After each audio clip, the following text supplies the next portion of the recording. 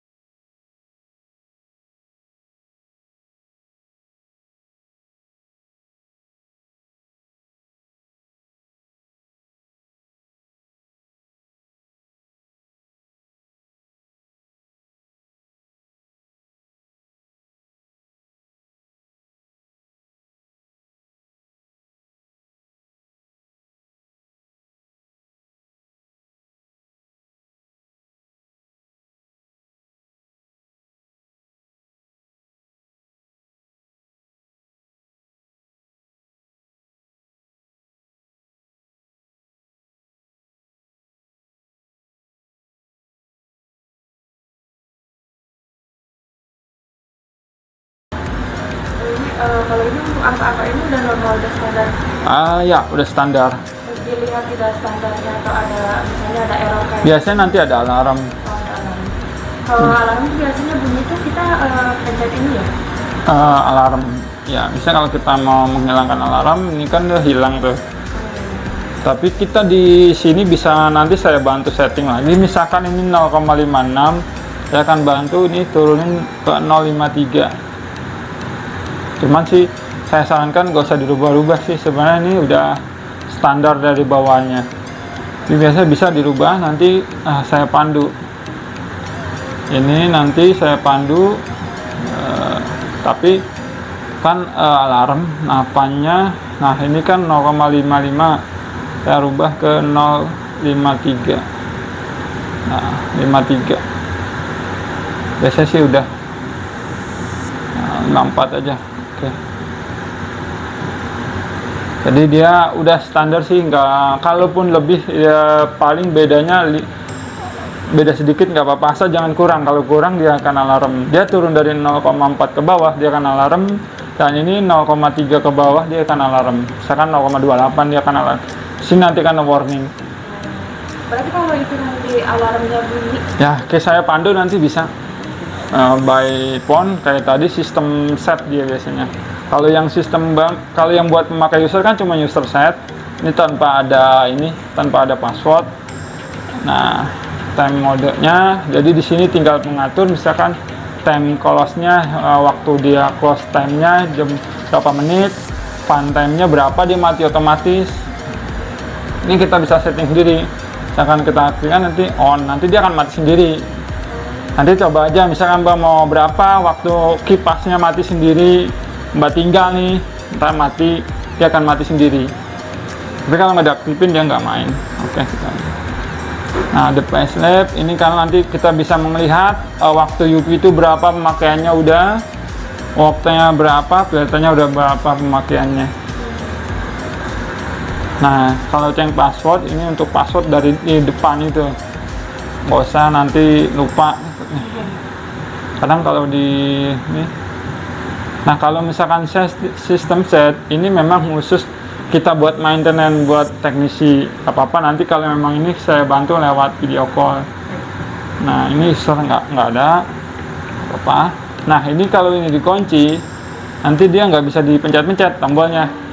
Jadi ada mode aman. Jadi saat kita mencet-pencet dia nggak akan kena. Kita kunci. Jadi misalnya kita mau aman nih, takutnya kepencet dia turun, kita kunci. Saat bekerja kita kunci ininya.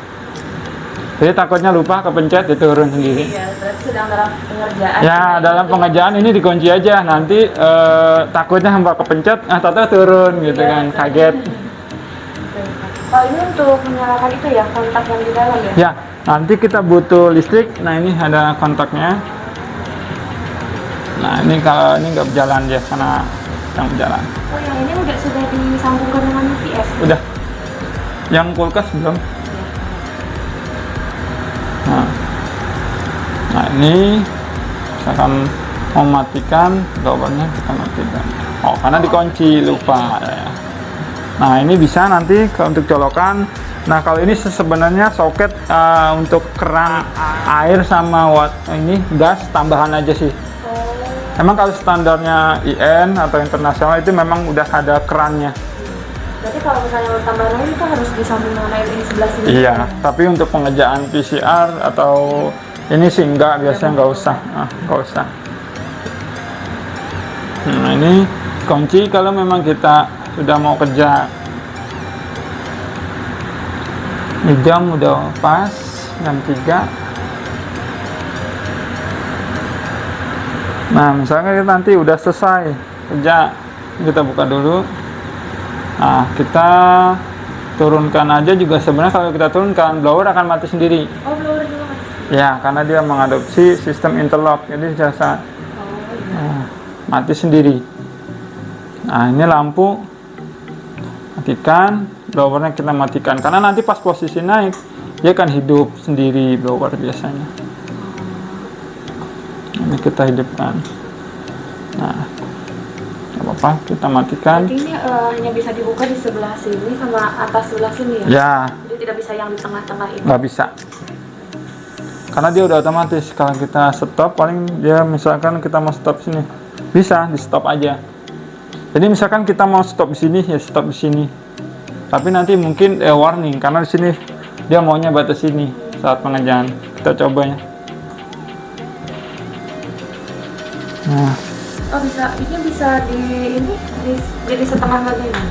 bisa. Cuman nanti kita lihat dia akan warning paling di safety-nya aja sih. Nanti kalau misalnya ada pemberitahuan warning kayak gini tuh harus bagaimana? Ini kan warning window not accept operating position. Jadi posisi kaca ini tidak pada tempat aman batas ketinggian. Ya paling kita naikkan aja. Tapi kalau nanti otomatis berhenti. Tapi kalau kita mau stop, jadi pas posisi naik kita stop begini, dia akan berhenti pada posisi dia terakhir kita stop. Jadi kita turunkan, dia akan turun otomatis, batas berhentinya di sini. Sana semua pakai digital. Nanti ininya kita kunci saat kita sedang ada pengerjaan sampel. Nah, untuk maintenance hariannya, nanti ini pembersihannya dengan alkohol. Nah, sebulan sekali kita lihat bawahnya, tapi kita matikan blower. Oh ya, dikunci, lupa. Nah, kita naikin batas sampai full. Nah, ini bisa diangkat. Nanti kita lihat kalau ada sampel-sampel yang jatuh atau cairan, kita bersihkan dengan